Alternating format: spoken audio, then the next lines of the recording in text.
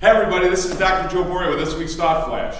I wanted to first ensure that everybody had a wonderful Memorial weekend. I actually took last week off, spent some time with the kids, and had a great weekend. Did a little work on the house and a little Bob Vila action, so I really enjoyed myself. Also, to give everyone a big reminder, we've got the California, San Francisco. I don't have my San Francisco trolley with me today, but we've got the June 24th, June 25th, we've got Dr. Brad Glowacki, we've got Dr. Matt Hubbard, myself. We'd have Dr. Pete Lombardi there, but his wife Sandy is expecting a brand new chiropractor into this world, and could happen any day. So congratulations to Dr. Pete, as always.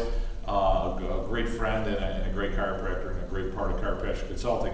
I am actually in a hotel presenting room. I'm in the Evergreen room in Seattle, Washington, and I had just finished with an invite at an EPOC philosophy group. They asked me to come out and speak to the group. It was a great time. It was very exciting, and it's always sincere and humbling when people ask me to come speak and talk about chiropractic and chiropractic philosophy and share with them some practice management and so forth.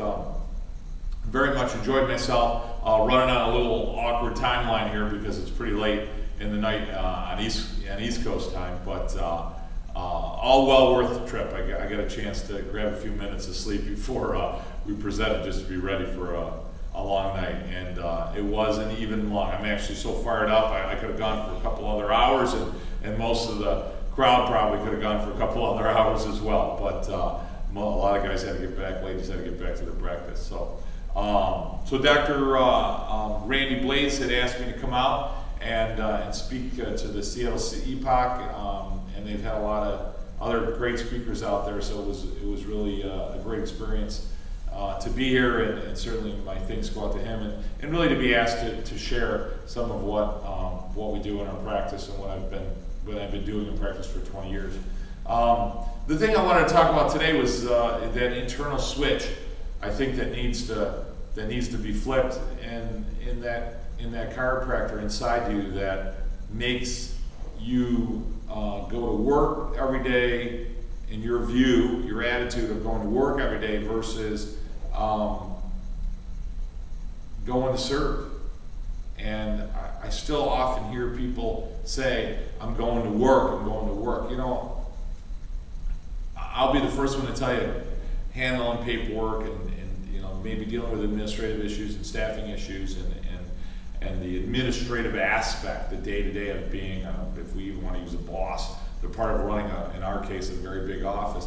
You know, it definitely isn't always the most exciting moment of the day. I prefer sometimes just to not even deal with it and ignore it, and certainly have that option and luxury because Leanne Klein, who's been with us 15 years, is our manager of the office. She's been great, you know, handling a lot of those issues. So I can just go be the chiropractor, you know, and adjust people and serve people. But if you feel like you're going to work every day, you know, then there's a switch that needs to flip inside you, because really the exciting part is to go serve. And when I say that, you know, it's not like I'm and I don't say this to be derogatory, but it's not like I'm going to work in sandals and a toga, you know, and I'm serving people.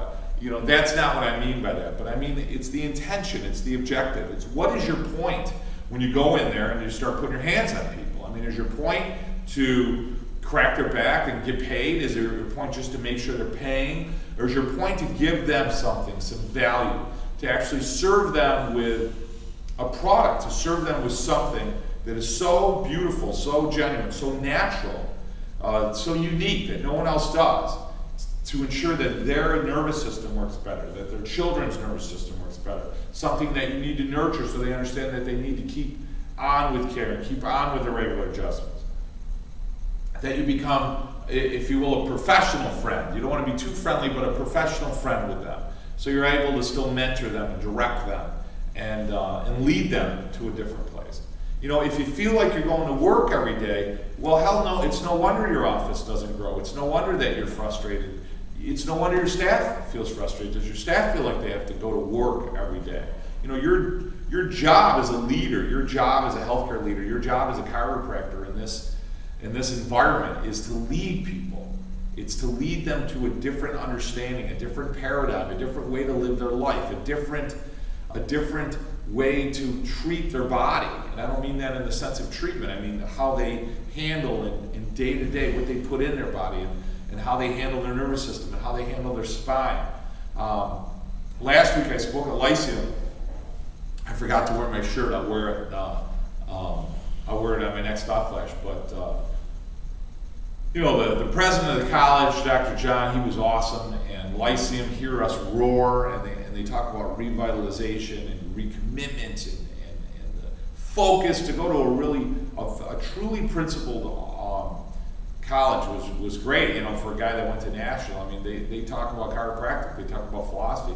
They don't negate their sciences, but they have a very strong philosophical understanding of what innate is and what universal intelligence is, and that really is our driving force. And when I went to Lyceum and I listened to Dr. Dan Murphy, who's going to speak for us next year, by the way, but when I listened to Dr. Dan Murphy talk, you're just blown away by the research. They had a research out of mechanical biology, and they talk about the cytoskeleton and the skeleton of the cells, the exoskeleton of the cell, and how this matrix now is being studied and much better understood, and how important it is to keep the integrity of the matrix healthy, and that our posture, our derangement, our spinal derangement, our cellular derangement, I use that just by our postures and so forth, getting stuck in these positions, greatly affects the cell function. It leads the cell to disease, and it leads the cell to its replication of disease cells. So, the cell, when it repairs itself, it replicates with DNA. It makes the cell sicker and sicker and sicker. It talks about aging, and then we look at serum thiol levels. And if you take people that are in their years of child rearing, their offspring are going to be greatly affected. It's unbelievably powerful of what it is you do. And it's so sad that the profession wants to, and I say this, in a segregated aspect, a portion of the profession wants to change the scope, when the scope of chiropractic, when the mechanical or physical nature of healthcare is finally being understood, that the physicality of the body and the adjustment and the mechanical aspects of the body, and how powerful the adjustment is in releasing energy and releasing energy fields, and allowing afferent messages and communication to flow through the body. When it's finally being understood, when they're just starting to recognize it, and then not only recognize that it exists, but after you recognize it, now they're pulling money in to study it and how that works. It's unbelievable.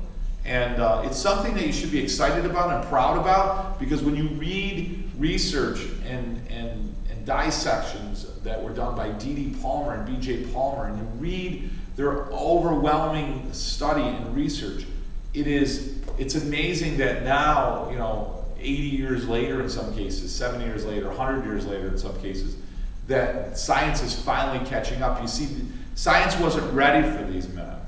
Science and women, Mabel, the science wasn't ready for them. They were so far ahead of their time in an understanding of something that we couldn't measure and reproduce at that point. They tried. They were certainly trying. BJ really got into a lot of that technology, but it was crude in comparison to today's technology. So it's an exciting time to be a chiropractor. And when I go to these events, and I go to an EPOC, and let me back up for a minute. When I go to Lyceum, and I'm one of you now in a student mentality, putting my cap on and having a notepad. I think I took more notes than anybody in that room, and it was amazing to me. Some of the people how they weren't even blown away by this research. So to be put into that position, and then to step back, and then to stand in front of people at Lyceum hours later and be somebody who's a lecturer, who's an authority on running an office, and somebody that has a lot to share when it comes to philosophy. It's a great experience. It's a strange experience, but it's such a great time to be a chiropractor, and it's so exciting to do what it is we do. And I guess when I go to these groups, where I put my PowerPoints and I watch people, after an hour and a half or 2 hours, I try to get them up and moving, and I try to bring them up to that moment. I see them, they're either filled and their cup's running over, or they're just exhausted because it's been a long day, or they have to eat or whatever. I'm just so excited to share with people what it is. I want everyone to be successful. I want you to enter chiropractic with as much armor and ammunition and tools of success that you possibly can, so you can adjust more people and serve more people and help more families, and certainly be successful in your practice. The profession's not going to be successful if we don't have successful chiropractors. I mean, you can't be living in impoverished poverty as a chiropractor. I mean, you should have a beautiful office. You should live in a beautiful home. You should live a good life. As long as you put the interest of those you serve ahead of your own, you're in total fair exchange with the universe. That's what our goal is. That's what I teach you. So I teach you how to run an office. So I give you the nuts and bolts of how to run it, procedures and so forth. I give you that philosophy that you need, that foundation that so many people are lacking. And then I give you that inspiration, and I show you that, hey, a guy that went to national and really struggled in practice, 20 years later has seen more people in a day than just about anybody, that has run at times the busiest practices on the planet. And there's so much I can offer in order to teach you how to be successful. I don't want you to wait 20 years and go through trials and tribulations to do it, and in many cases not succeed. I'm right here. Join us in San Francisco on June 24th, 25th. We'd love to have you. I know Dr. Brad and Dr. Matt, I just talked to them in a text the last couple of days. They're pumped, they're excited. Drag friends with us and join Chiropassion. Be there, learn who we are, watch our videos, go to our website, be part of our movement to grow principled chiropractic, successful chiropractors in this country. Guys, this has been Dr. Joe Borio with this week's Thot Flash in Seattle, Washington at Epoch. Have a great week. Go serve. I'll talk to you guys next week. My best friend gave me the best advice. He said each day